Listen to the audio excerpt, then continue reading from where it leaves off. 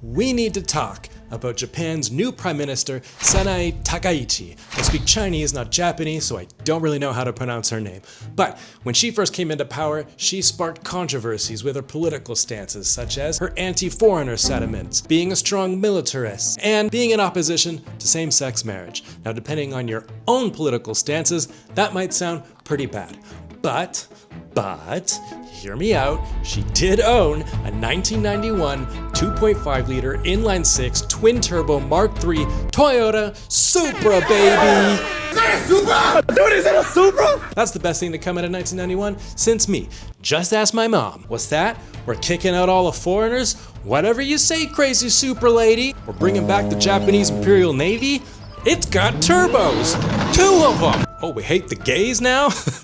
It's got pop-up headlights! Sing it, Pumphrey! Pop, up and down headlights! Pop up and down headlights. Oh, wait. Is that an automatic? Okay.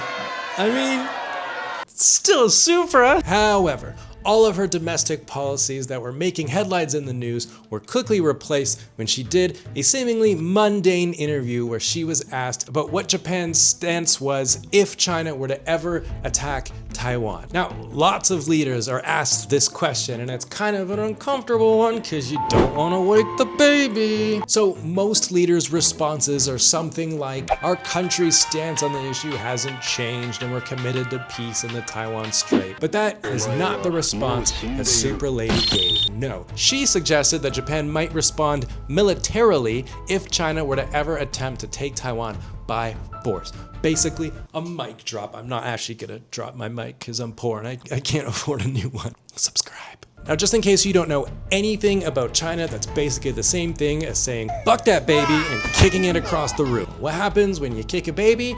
It dies. But in this case, it just throws a huge temper tantrum, a temper tantrum that is still going on as of recording this video. And as this video goes on, I think you'll see that the analogy between a big baby and China is a good one when we look at the many responses China has given to Supra Sanae Takaichi's interview. A Chinese diplomat in Osaka, who I'm guessing got his job as a diplomat because of his, I don't know, incredible diplomatic skills, responded very diplomatically indeed by saying, and I quote, "The dirty head that sticks itself out must be cut off." Oh, hey, yeah, so Japan said some stuff that we don't like. Could you just get one of our diplomats to go and respond, diplomatically? Yeah, sure, no problem. Off with his head!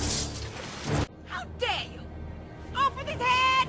This response by this diplomat was even too much for China, and they ended up retracting that post that it was in, which I find ironic since this whole thing is about China protesting Japan, and they're basically begging Supra Lady to retract her own statements on Taiwan. But in the end, it was China that had to retract their own statements on, beheading the Japanese prime minister. And as you'll see, this whole conflict basically boils down to China demanding that Japan take it back, and they're like, no, and then China's like, take it back, and Japan's like, I don't think I will, and China's like, well then you're not invited to my birthday party, which is a joke, but it's honestly not too far away from reality. China has since told its citizens not to travel to Japan in the hopes of hurting the Japanese tourism industry, therefore reducing the amount of Chinese foreigners in Japan, which I think is how Supra Lady got elected in the first place.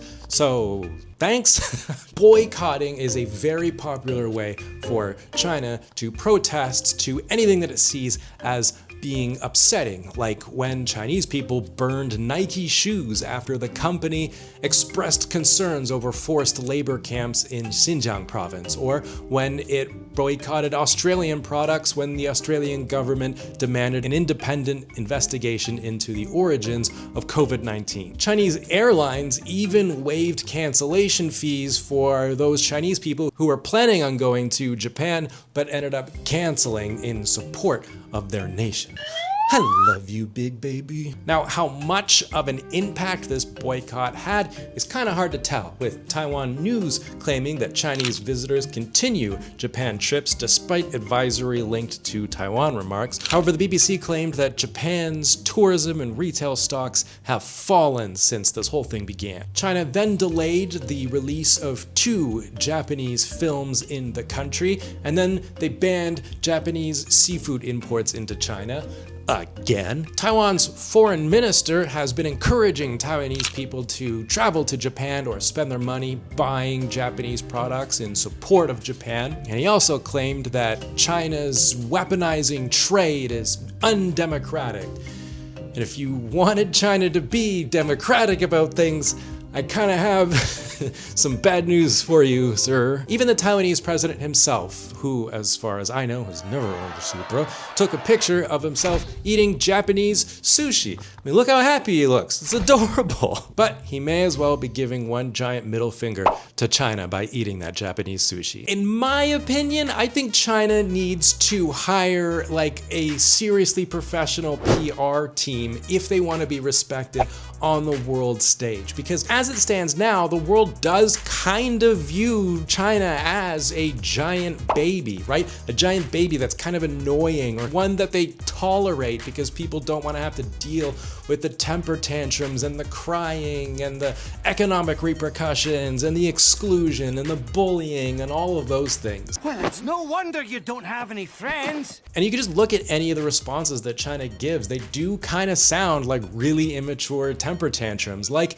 on Tuesday, China's permanent representative to the UN, Fu Gong, told the forum that Japan was totally unqualified for a permanent seat on the UN Security Council. I mean, what the fuck? You're actually trying to boot Japan out of the UN because they said something that you don't like? It's like China is taking notes straight out of a high school bully's playbook in dealing with these things by excluding others or bullying others. Stop trying to make Taiwan happen. It's not going to happen. And just being incredibly petty. They get upset when other countries don't say the things that China wants them to say, or in this case, say things that they're really not supposed to say. And they put pressure on Japan by excluding them or threatening them, like beheading their prime minister. I mean, seriously, how the fuck did that guy get a job as a diplomat? One of China's major goals since like the 1940s has been to improve its image around the world, and so that it could be treated with respect and seen as no longer weak. But if you look at some of the responses that Chinese officials give, they do kind of sound really petty, immature, or wielding a very fragile ego, like some might say, a giant fucking baby. But despite all of the pressure that China has put on the Japanese prime minister to retract her statements, she still has not backed down. And to me, this does earn her the title of Japan's new Iron Lady, and also earns her my respect, because I'm sure she is under a lot of pressure to give in and retract her statements. Do what China asks. It would probably make her life a lot easier. But instead, she's sticking to her guns and sticking to what she believes in. She's doing the harder thing, which is usually the right thing. And I hope that she continues to do so and China calms the fuck down. See, I have worked with very young children for over a decade. I've worked with spoiled children, children who are ill-tempered, cranky, and seeing the similarities between how China and children respond to things is striking. So I'm going to use my many years of experience working with young children to send this message